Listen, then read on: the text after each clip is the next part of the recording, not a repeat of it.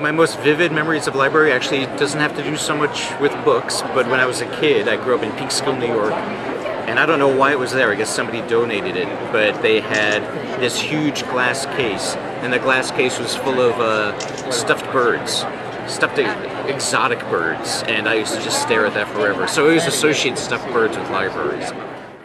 And I did love that library when I was a kid, you know. It was like in an old building. I always get disappointed when you go into a new library. I like with old, stuffy, moldy ones. That's what reminds me, again, of when I was a kid.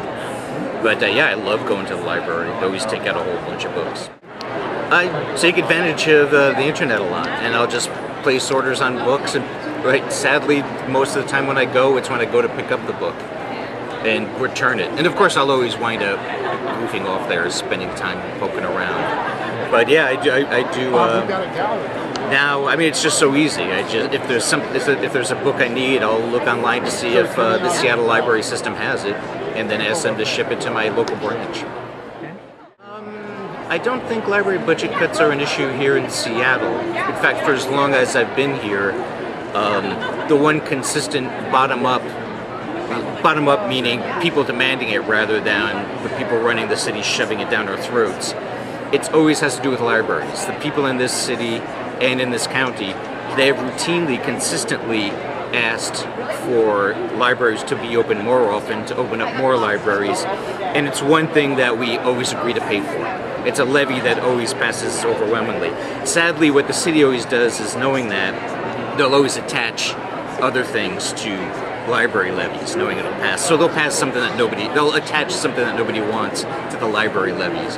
But at least in this town, I've never known of library cuts. I remember the high school library was a place where I'd hide.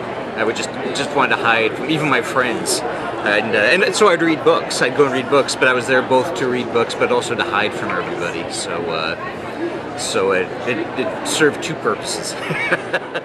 Right now I'm working on a very big, time-consuming biographical graphic novel. And I'm actually, well, I'll tell you, my publisher wants me to keep it a secret, but it's about Margaret Sanger, of all people. She led the most fascinating life. It almost seems like, she led the life of 10 people. So when I first started reading about her, I immediately thought this would make for a great comic. So that's what I'm pretty much knee-deep in at the moment.